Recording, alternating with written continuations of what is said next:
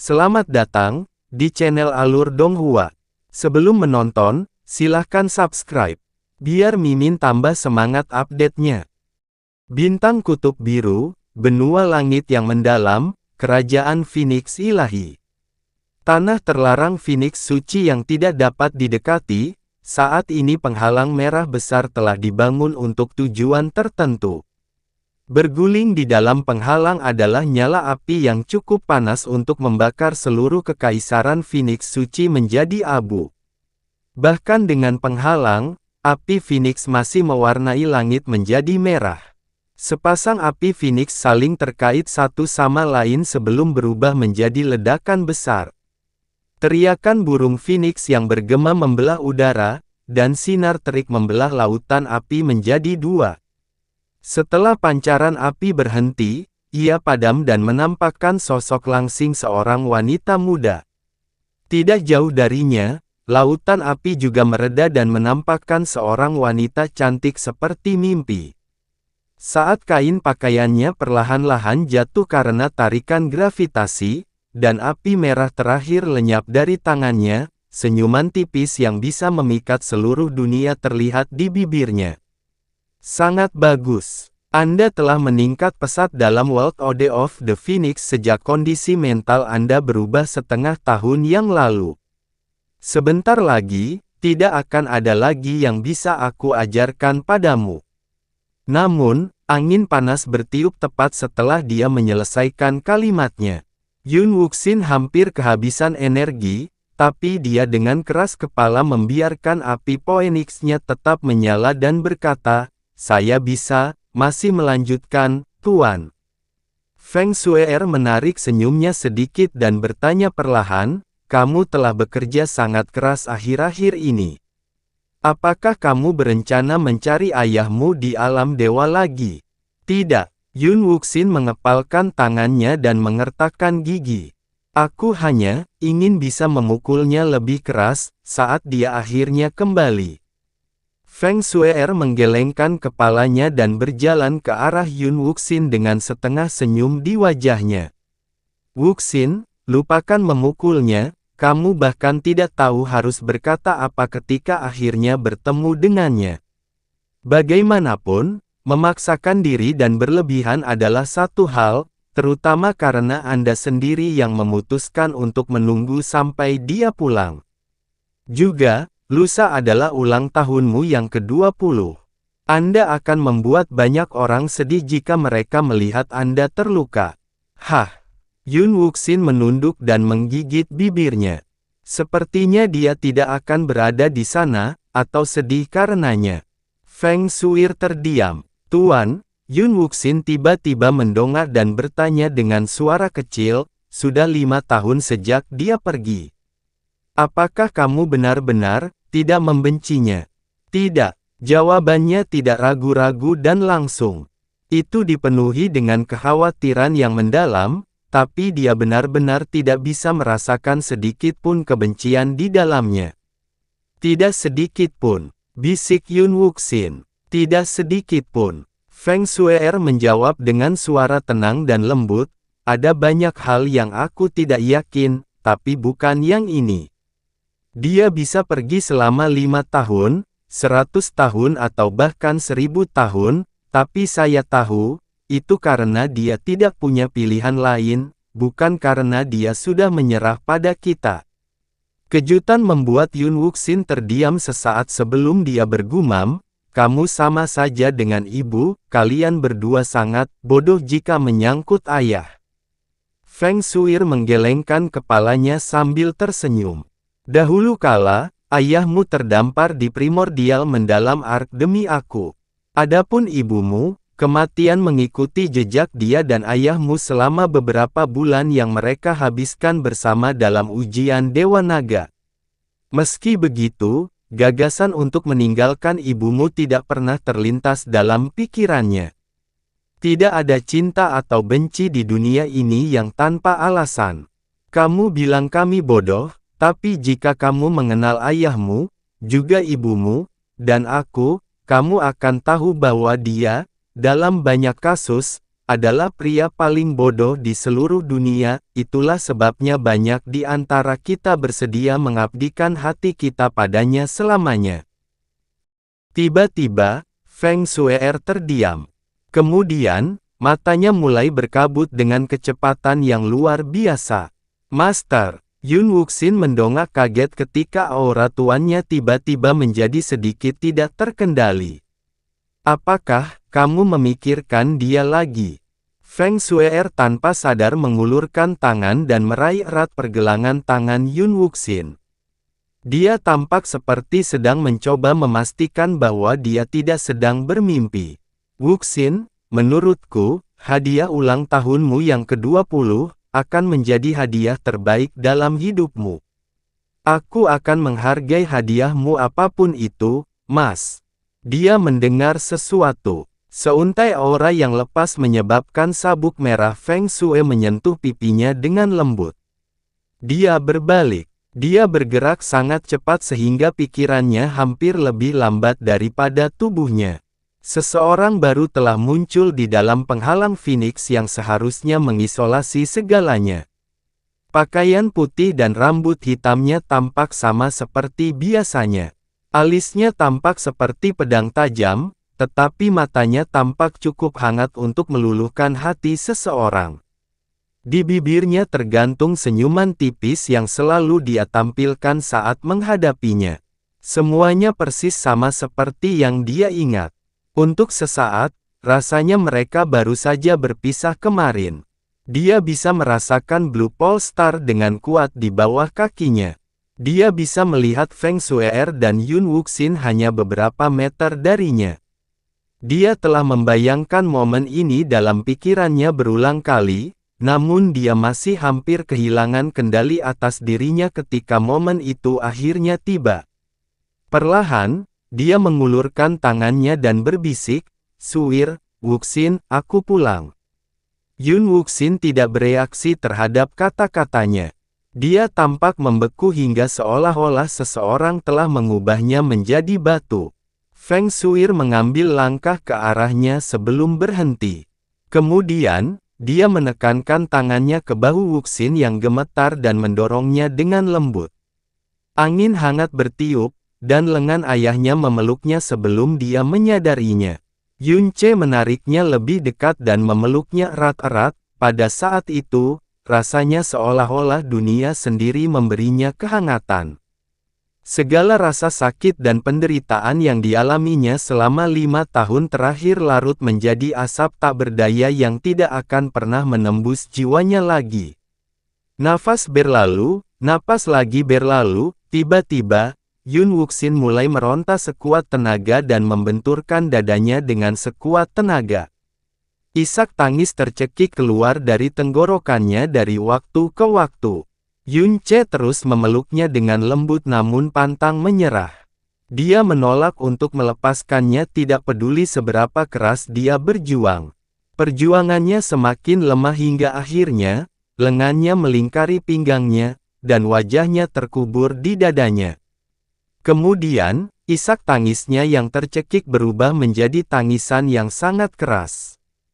Perlawanan terakhirnya meninggalkannya sepenuhnya. Dia menempel pada ayahnya dan menangis untuk melepaskan semua emosi yang dia pendam selama ini.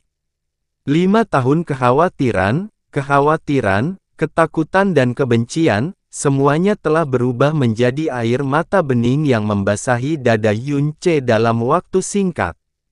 Yun Wuxin sudah lama melampaui gadis muda dan kekanak-kanakan seperti dulu. Dia adalah satu-satunya putri Yun Ce dan seorang kultivator cara ilahi. Tidak diragukan lagi, dia adalah salah satu wanita paling penting di Blue Pole Star, dan dia dihormati oleh semua orang. Di hadapan keluarganya, dia adalah wanita yang pemarah dan anggun. Di hadapan banyak orang, dia sama keren dan agungnya dengan ibunya sendiri. Bahkan dari jarak yang sangat jauh, orang-orang takut tatapan mereka akan menodai citra murni dirinya. Dan akhirnya, di hadapan ayahnya, dia menangis seolah dia telah berubah kembali menjadi anak kecil seperti dulu. Feng Shuer memperhatikan wajahnya dengan penuh kasih sayang saat dia berjalan ke arahnya. Kemudian, dia memperhatikan matanya. Sekilas, sepertinya dia tidak berubah sama sekali. Tetapi, dahulu kala, matanya tak terbatas dan misterius seperti bintang. Itulah yang telah membuatnya tertarik padanya dan merantai hatinya pada pria itu selamanya. Tapi sekarang, pupil hitamnya terlihat sama seperti biasanya, tapi bintang-bintang telah memudar menjadi kegelapan pekat. Itu tampak seperti lubang hitam yang akan menyedot seluruh jiwa di dunia dengan satu pikiran. Jantungnya berdegup kencang untuk sesaat. Dia tidak bisa membayangkan apa yang telah dia lalui hingga mengubah dirinya begitu banyak hanya dalam waktu 5 tahun. Sebelum dia menyadarinya, sebuah tangan hangat telah melingkari pergelangan tangannya yang halus dengan erat. Tatapan mereka bertemu, dan dia melihat kelembutan dan penyesalan mendalam di mata pria itu. "Shuer, aku membuat kalian semua khawatir lagi." Feng Shuer menggelengkan kepalanya dengan lembut sebelum tersenyum padanya. "Kamu kembali, dan itu yang terpenting.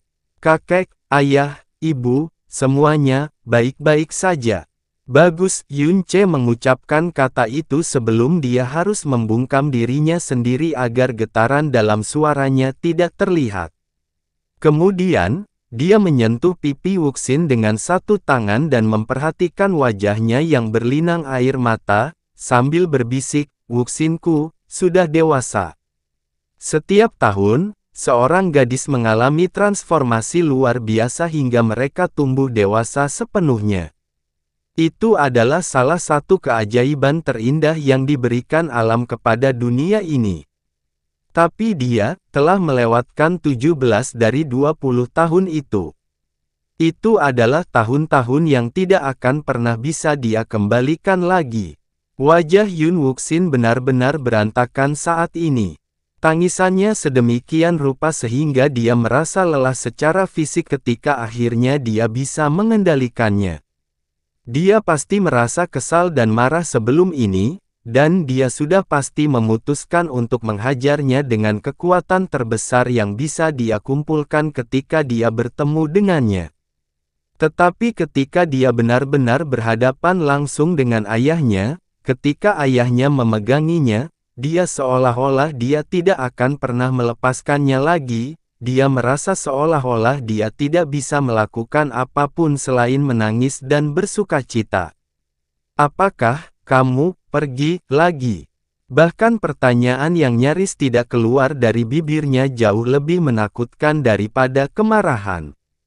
Yun Ce menggelengkan kepalanya perlahan tapi pasti. "Tidak, tidak akan lagi. Saya berjanji." Fix, Yun Wuxin berusaha sekuat tenaga menahan air matanya. "Kamu selalu mengingkari janjimu."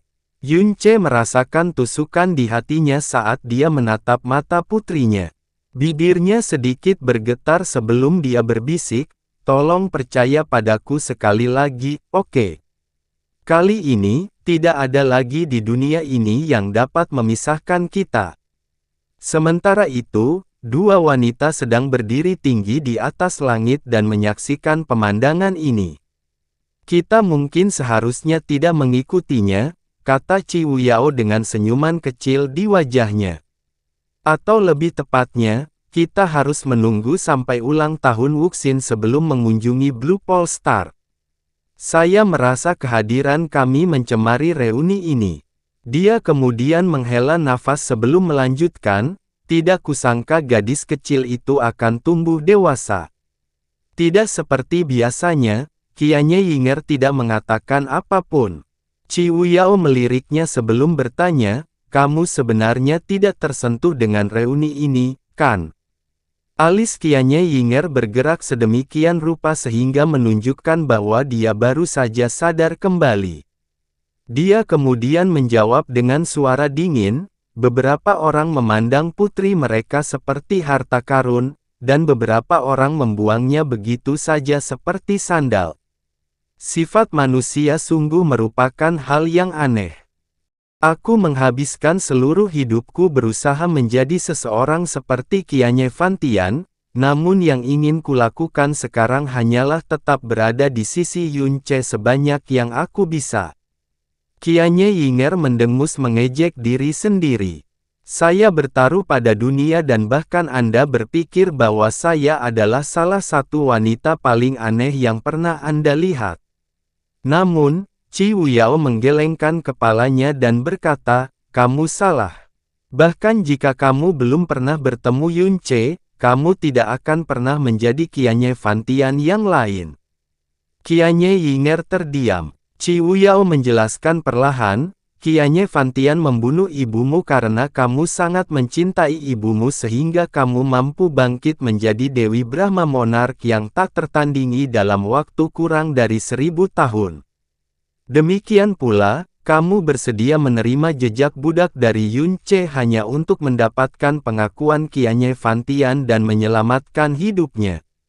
Kamu kejam dan berhati dingin terhadap orang yang tidak kamu sayangi, tapi kamu sangat menghargai orang yang kamu sayangi seperti halnya Yunce sendiri. Sungai dan gunung bisa berubah, tapi sifat esensial seseorang tidak berubah. Kepribadian atau filosofi seseorang bisa berubah drastis karena suatu peristiwa tertentu, namun sifat aslinya mungkin tidak berubah meski seiring berjalannya waktu. Bahkan jika tidak terjadi apa-apa, kamu tidak akan pernah menjadi penjahat sejati seperti Qianye Fantian. Ambil contoh Yunce. Perjalanannya adalah perjalanan terberat yang pernah disaksikan siapapun, namun sifat aslinya tidak pernah benar-benar berubah. Senyuman Qi Wuyao tiba-tiba membeku sesaat. Itu karena dia mengingat seorang wanita yang dia tidak dapat mengerti atau lupakan bahkan sampai hari ini. Kenapa dia berubah begitu drastis? Simpan khotbahmu untuk dirimu sendiri. Qianye Yinger membalas. Qi Wuyao seharusnya mengatakan sesuatu, tapi ingatan tentang Xia Tiyue telah merusak suasana hati. Saya punya pertanyaan, kata Qianye Yinger tiba-tiba. Qi Wuyao menoleh sedikit. Apa, menurutmu apa yang akan terjadi di antara kita jika anakku? Dia tidak menyadarinya, tapi suaranya menjadi jauh, dan matanya sedikit berkabut ketika dia mengatakan ini. Qi Wuyao tersenyum kecil sebelum menjawab, buatlah bayi baru jika kamu ingin tahu jawabannya. Apa yang terjadi saat itu adalah sebuah tragedi, tapi setidaknya Anda memiliki waktu yang tidak terbatas untuk menebusnya sekarang. Biarkan masa lalu tetap menjadi masa lalu. Qi Wuyao kembali menatap Wuxin yang menangis. Mustahil untuk tidak memikirkan tentang Xier, yang bahkan belum pernah bertemu ayah mereka. Dia menghela napas perlahan. Dia hanya bisa berharap bahwa ini akan tetap berada di antara Mu Xuanyin dan dia selamanya. Aku tidak terlalu sombong, dengus Qianye Yinger ketika tiba-tiba, dia merasakan Qi Wuyao pergi ke suatu tempat. Dia bertanya dengan cemberut, mau kemana? Ini adalah planet alam rendah yang kecil, tapi tidak hanya diciptakan bersama oleh dewa jahat dan kaisar iblis pemalu surga, tapi reruntuhan dewa sejati dalam jumlah yang tidak wajar juga ada di dunia ini. Itulah alasan Yunce menjadi seperti dia. Sekarang saya di sini, bagaimana mungkin saya tidak menyaksikan setiap sudut planet ini dengan mata kepala sendiri? Suara itu memudar, dan Qi Wuyao menghilang dari pandangannya. Namun, Qianye Yinger tetap tinggal dan kembali memperhatikan Yunce dari jauh. Dia tidak menunjukkan dirinya atau meninggalkan sisinya. Rumornya tidak pasti, dan tidak ada yang melihatnya dengan mata kepala sendiri. Namun, berita kembalinya Yunce masih menyebar ke seluruh benua langit yang mendalam dan alam iblis ilusi seperti badai. Dalam 2 hari, hampir tidak ada seorang pun dari pasukan elit di kedua benua yang belum mendengar rumor tersebut. Tanda-tandanya cukup jelas. Pada hari itu, seluruh Divine Phoenix City sedang gempar, Ratu Angin Biru tiba-tiba pergi di tengah pembicaraan dengan para utusan. Cuaca di daerah salju es ekstrim tiba-tiba berubah menjadi badai. Permaisuri setan kecil memotong warna hitam, bekas luka di atas kota kekaisaran iblis saat dia berangkat dan banyak lagi. Itu berarti Yunce, setelah 5 tahun absen, akhirnya kembali ke Blue Pole Star. Tentu saja, rumor kematiannya di alam yang lebih tinggi juga menghilang seperti yang tidak pernah terjadi sebelumnya. Tentu saja, para penghuni Blue Pole Star tidak akan pernah bisa menebak seberapa tinggi Yunce berdiri di tiang totem yang merupakan primal chaos. Itu karena hal itu bahkan melampaui imajinasi terliar mereka. Berbeda dengan reuni sebelumnya, reuni kali ini mencakup kehidupan, kematian, keputusasaan, harapan, kehilangan yang paling menyakitkan, dan keajaiban yang paling tidak terduga yang pernah ada di alam semesta, sungguh berharga melebihi apa yang dapat digambarkan dengan kata-kata.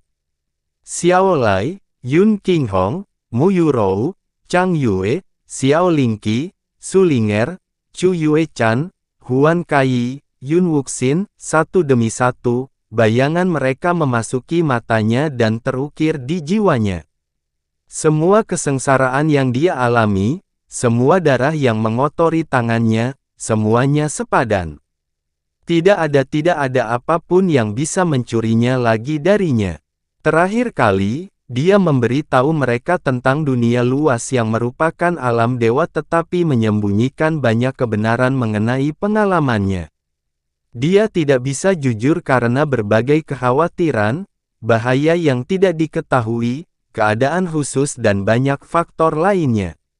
Namun kali ini, dia menceritakan semuanya kepada mereka. Setiap pertemuan, setiap kesengsaraan, semuanya. Bencana merah, pengkhianatan tepat setelah Jasmine dan dia menyelamatkan dunia, darah dan debu orang mati ketika bintang kutub biru dihancurkan, pelarian putus asa ke wilayah ilahi utara, alam kegelapan setelah Mu Xuanyin berkorban dirinya sendiri untuk menyelamatkan hidupnya. Kenaikannya menjadi Master Iblis, pembantaiannya terhadap 3 wilayah ilahi, penobatannya sebagai Kaisar Agung Alam Semesta. Meski begitu, ada informasi menarik dari ceritanya yang dia samarkan di sana-sini. Sebagai permulaan, Xia Qingyue tidak pernah disebutkan dalam ceritanya. Yang ada hanyalah Kaisar Dewa Bulan yang berdosa, penghancur bintang kutub biru yang dia bunuh dengan tangannya sendiri. Benua langit yang mendalam, kota awan terapung, klan Xiao. Klan itu jauh lebih hidup dari sebelumnya. Kota itu sendiri ramai dengan keceriaan dan pergerakan. Kapal besar yang tak terhitung jumlahnya terlihat terbang menuju Floating Cloud City dan turun di pinggiran kota. Penumpang mereka mengawasi kota dari jauh, namun tidak berani memasukinya tanpa izin. Dengan satu atau lain cara, orang-orang ini telah mengetahui bahwa Yunce sedang berada di kota awan terapung saat ini. Mereka juga tahu bahwa hari ini adalah ulang tahun putrinya yang ke-20, jadi mereka juga membawa banyak hadiah. Mereka sadar bahwa hampir tidak ada kemungkinan Yunce akan bertemu langsung dengan mereka. Namun, hanya karena dia tidak menerima mereka bukan berarti mereka dapat melewatkan kunjungan ini. Menantu perempuan Wu Yao dari Qi menyapa ayah dan ibunya. Permaisuri Qi Wu Yao memberi hormat pada Yun Qinghong dan Mu Yurou seperti menantu perempuan negeri angin biru memberi hormat kepada orang yang lebih tua. Meskipun Qi Wu Yao sudah berusaha sekuat tenaga untuk menekan auranya, dia tidak bisa mencegah secercah kehadiran agung mempengaruhi lingkungan sekitar. Bagi penghuni alam bawah, bahkan kehadiran Ratu Iblis saja sudah terlalu berat untuk ditanggung. Itu sebabnya tidak ada yang bisa mengucapkan sepatah kata pun setelah dia mengucapkan salam. Yunce menatap Qi Wu Yao dengan tatapan tak berdaya sebelum mengisolasi kehadiran jiwanya yang bocor dengan kekuatannya sendiri. Saat itulah orang-orang di aula kembali sadar. Kamu adalah permaisuri yang dibicarakan CR. Muyurou sudah berdiri sebelum dia menyadarinya. Tatapannya tertarik pada sosok Chi Wuyao seolah ada ikatan fisik di antara mereka. Wanita Yunce tidak diragukan lagi adalah wanita terbaik yang pernah ada di Blue Polestar. Namun, wanita berpakaian hitam di hadapan mereka membuat planet itu sendiri tampak lebih tidak berarti daripada lumut.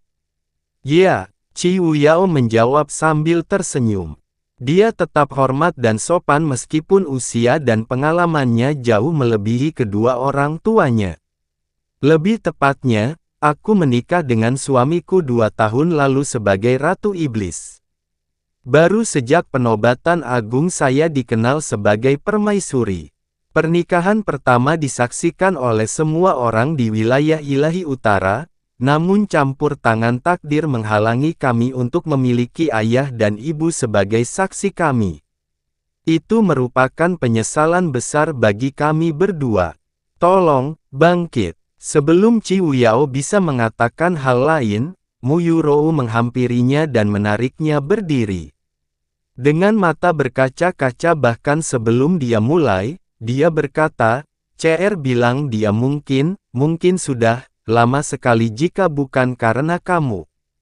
Apapun yang terjadi, kamu akan selalu menjadi permaisuri CR dan dermawan terbesar kami. Ibu tidak boleh menyebutku dermawanmu, kata Chi Wuyao sambil tersenyum. Saya dan suami sudah menyatu jiwa dan raga sejak lama. Wajar jika kita melakukan segala daya kita untuk satu sama lain.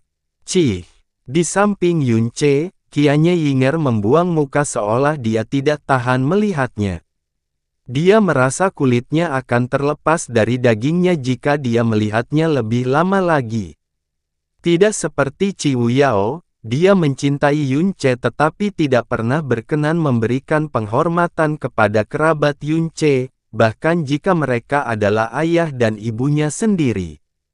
Dia tidak mengatakan atau melakukan apapun kecuali berjalan di samping Yunce sejak dia dan Chi Wuyao tiba di Floating Cloud City. Seolah-olah semua orang kecuali Yunce tidak terlihat olehnya. Muyurou selalu menjadi wanita yang sentimental, jadi reaksinya bisa dikatakan sangat wajar. Suaminya, Yun Qinghong, mempunyai cerita berbeda. Saat Muyurou berbicara dengan Chi Wuyao, dia mengalihkan pandangannya dari permaisuri dan menghela nafas tanpa suara. Meskipun dia telah mempersiapkan mentalnya ketika Yunce berbicara tentang mantan Ratu Iblis, jiwanya masih bergetar tidak seperti sebelumnya saat dia menatapnya. Dia segera mengetahui bahwa wanita ini adalah seseorang yang benar-benar melampaui pengetahuan, akal sehat, dan bahkan imajinasinya. Bahwa seseorang seperti dia rela menundukkan kepalanya kepada orang-orang seperti mereka karena perasaan Yunce. Secerca sesuatu yang tak terlukiskan melintas di mata Yun Qinghong. Kemudian, senyum cerianya kembali seperti tidak pernah hilang sejak awal. Wuxin, ini pertemuan dan hadiah ulang tahunku untukmu. Sementara itu, Chi Wuyao sedang berbicara dengan Yun Wuxin dan mengirimkan bola cahaya hitam ke tangannya. Terima kasih, Bibi Chi.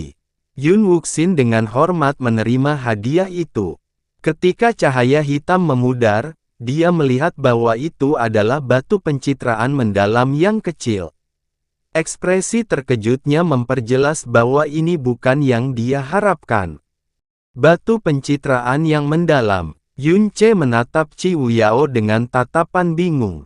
Tidak peduli bagaimana dia melihatnya, itu adalah batu pencitraan mendalam yang normal. Mengabaikan Yunce, Chi Wuyao melanjutkan sambil tersenyum, ayahmu adalah kaisar dari semua kaisar, dan mengetahui betapa dia mencintaimu, tidak ada sesuatu yang terlalu berharga di dunia ini yang tidak akan dia dapatkan untukmu sendiri. Pada akhirnya, saya tidak dapat menemukan hadiah yang lebih cocok daripada rekaman ini. Kakak laki-laki, kakak laki-laki. Tiba-tiba, teriakan gembira datang dari jauh. Saat berikutnya, sosok dengan aura acak-acakan turun dan langsung berlari ke aula. Sudut mulut Yun Ce bergerak sedikit. Pada saat dia mengalihkan pandangannya, Xiao Yun sudah berdiri di depannya. Kakak laki-laki, Xiao Yun terisak. Ketika dia akhirnya melihat Yun Ce dengan matanya sendiri, dia kehilangan kendali emosinya dan memeluknya sambil menangis. Lama tidak bertemu, Xiao Yun. Yun Ce menepuk bahu Xiao Yun sekali. Kamu baik-baik saja, kamu baik-baik saja. Butuh waktu lama sebelum Xiao Yun akhirnya berhasil mengertakkan gigi dan menghentikan air matanya. Kemudian, dia teringat sesuatu, berbalik dan menarik seorang pemuda ke sisinya. Yongan, cepat. Pria muda itu berlutut sebelum Xiao Yun bisa menyelesaikan kalimatnya. Setelah bersujud penuh, katanya, Yongan menyapa Paman Yun. Pria muda itu tingginya lebih dari 2 meter. Ketabahannya terpancar dari fitur wajahnya, dan matanya tampak seterang bintang. Energinya yang dalam hampir mencapai alam mendalam langit, dan masa depannya hanya bisa setara atau lebih cerah dari masa depan ayahnya. Kamu sudah dewasa, Yongan. Yun Ce menghela nafas panjang sambil menarik pemuda itu berdiri. Mata Xiao Yongan menjadi basah saat dia berkata dengan suara yang tulus, aku tidak pernah melupakan hutang budiku pada Paman Yun. Selama bertahun-tahun, ayah dan saya telah berdoa dengan sungguh-sungguh agar Anda kembali dengan selamat, meskipun kami tidak pernah meragukan bahwa Anda akan diberkati oleh surga kemanapun Anda pergi. Anak baik, Yun Ce mengangguk ringan. Kakak Yun. Dari belakang ayah dan anak itu, seorang nomor 7 di bawah langit yang berseri-seri melangkah keluar sambil berpegangan tangan dengan seorang gadis kecil yang lucu. Dia tampak baru berusia 4 hingga 5 tahun. Mata Yun Ce berbinar karena menyadari. Apakah dia adalah Yongning. Nomor 7 di bawah langit berjongkok dan berkata kepada gadis muda itu. Pria di sini tidak lain adalah Paman Yun dari cerita ayah dan ibu. Ayo, sampaikan salam padanya. Saya pikir begitu. Mata Yun Ce menjadi hangat saat dia melontarkan senyuman lembut pada Yongning. Nomor 7 di bawah langit sedang hamil pada hari dia meninggalkan bintang kutub biru, dan Xiao Lai menamainya Yongning saat itu. Melihatnya sebesar ini, rasanya seperti baru kemarin. Halo, Paman Yun. Gadis muda itu terlihat sedikit takut karena wajah Yun Ce tidak dikenalnya. Setelah dia menyapanya, dia segera bersembunyi di belakang ibunya sebelum mengintip ke sekelilingnya. Yun Ce membalas dengan cepat namun hangat. Sambil senang dengan kenyataan bahwa keluarga Xiao sudah memiliki sepasang merpati, dia mulai memikirkan tentang apa yang harus dia dapatkan untuk putri kecil itu. Hahaha. Tiba-tiba, gelak tawa menggelegar mengguncang seluruh kota awan terapung. Hanya ada satu pria yang Yun Ce kenal yang tawanya selalu sampai ke tujuannya terlebih dahulu. Kakek. Yun Ce segera melangkah menuju kakek dari pihak ibu. Namun, Mu Feiyan mengelilingi cucunya seolah dia tidak ada dan berjalan lurus menuju cicitnya. Dia kemudian berkata, lihat apa yang dibawakan kakek buyutmu, Wuxin. Itu adalah kadal naga ungu yang berumur sekali dalam 1000 tahun. Aku menangkapnya langsung dari Lightning Flame Valley, hahaha. Kota awan terapung berguncang lagi, namun tidak mengguncang setitik pun debu. Hari ini adalah ulang tahun Yun Wuxin yang ke-20. Tentu saja, ini hanya mewakili awal yang bersih dan awal yang baru. Suanyuan Wentian, pengunjung dari alam dewa, jatuhnya dewa bintang, bencana merah tua, matinya bintang kutub biru, hari-hari kebencian yang tak terbatas, Raja Naga Wilayah Barat. Semuanya telah diatur secara permanen di masa lalu. Yang tersisa hanyalah kedamaian dan keharmonisan yang tidak bisa dihancurkan. Keributan berangsur-angsur mereda, dan siang berganti malam. Yun Qinghong sedang berdiri di halaman dan menatap bintang-bintang di langit. Dahulu kala, disinilah mendiang ayah Xiao Yun, Xiao Ying, tinggal. Dia sepertinya sudah lama berdiri di sini, mungkin mengenang masa lalu. Ayah, Yun Ce berjalan di sampingnya dan mengagumi lingkungan sekitar sebentar. Hampir tidak ada yang berubah meski 5 tahun telah berlalu. Apakah kamu memikirkan masa lalu lagi? Yun Qinghong kembali ke dirinya sendiri dan tersenyum pada putranya. Iya dan tidak. Oh, aku hanya memikirkan sesuatu. Jika Anda mempercayainya, ini bahkan lebih aneh daripada pengalaman 5 tahun terakhir yang Anda ceritakan kepada kami, kata Yun Qinghong perlahan. Hal ini menggelitik rasa penasaran Yun Ce. Apa itu? Apakah kamu benar-benar anakku? Hahaha. Yun Ce tidak bisa menahan tawa. Kamu tidak banyak bercanda, tapi jika kamu melakukannya, kamu pasti bisa membuat seseorang lengah, ayah. Namun dia tidak mendengar tawa balasan. Ketika dia melihat Yun Qinghong sedang menatap langit tanpa senyuman sama sekali. Faktanya, dia tampak sangat berkonflik dan melankolis. Yun Ce mengendalikan dirinya dan bertanya dengan nada agak bingung, ayah, kamu tidak mungkin percaya itu. Yun Qinghong menurunkan pandangannya dan tertawa kecil. Kamu adalah putraku dan Yurou, dan darah kami berdua mengalir di pembuluh darahmu.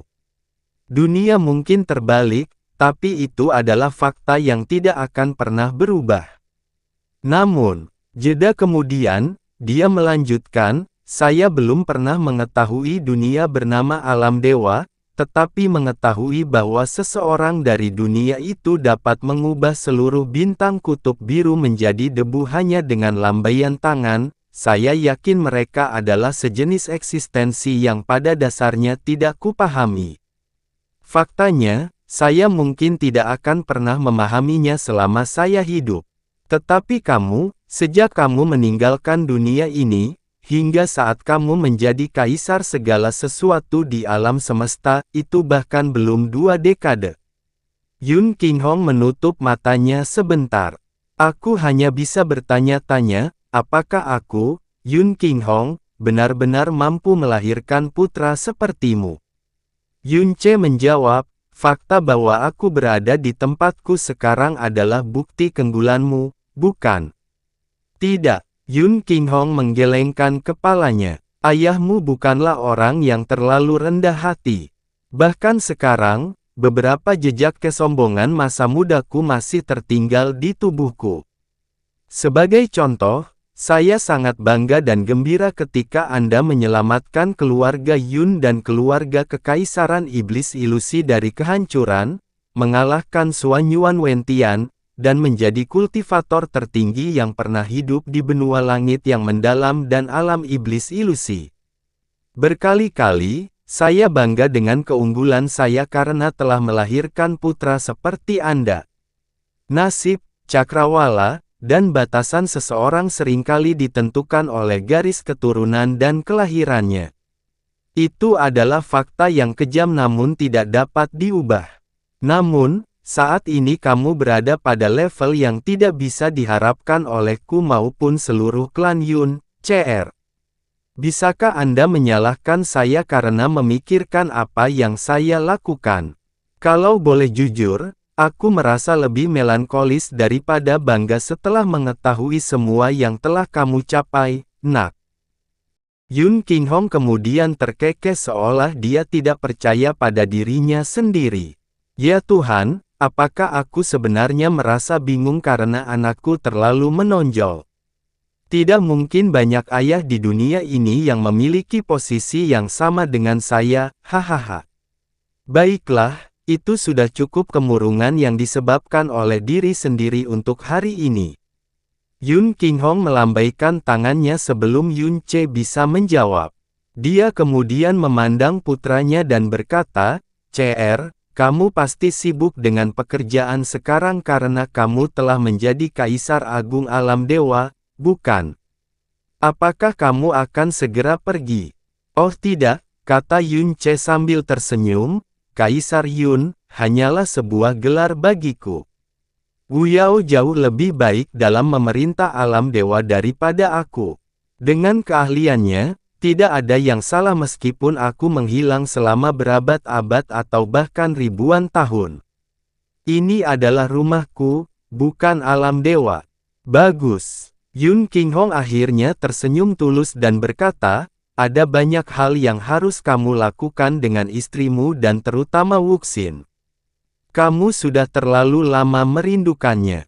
Saya mengerti. Yun Ce mengangguk dengan kuat.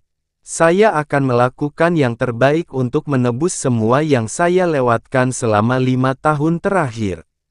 Yun Ce terus berbicara dengan ayahnya untuk waktu yang lama setelah itu. Baru setelah bulan terbenam dan bintang-bintang semakin jarang, dia akhirnya mengantar ayahnya pergi. Ketika Yun Qinghong pergi, Yun Ce duduk di atap dan jatuh ke dalam kesedihan yang panjang seperti yang dialami ayahnya. Suanyuan Wentian harus merencanakan selama 1000 tahun sebelum akhirnya dia bisa mendapatkan tubuh jalan ilahi yang rusak.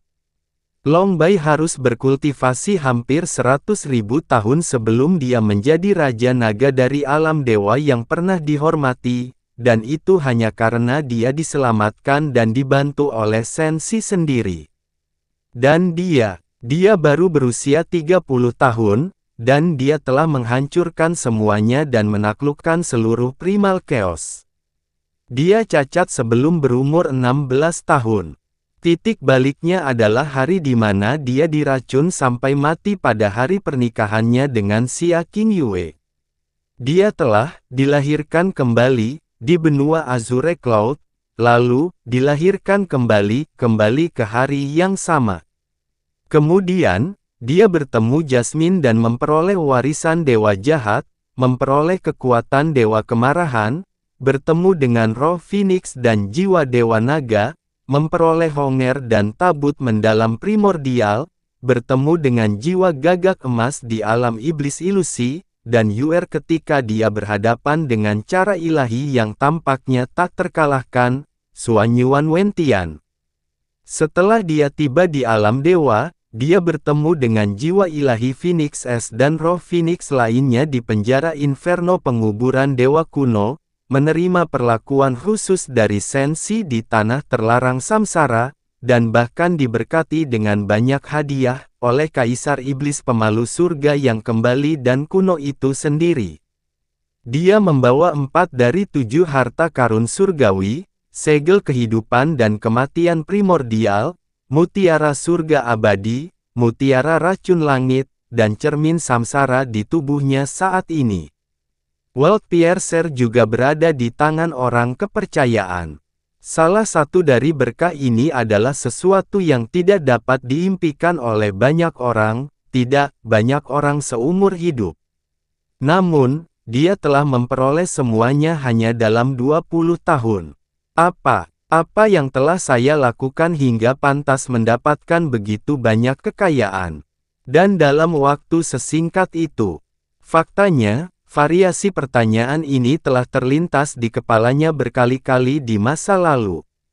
Malam ini, Yun Qinghong menyeret mereka semua ke tempat terbuka.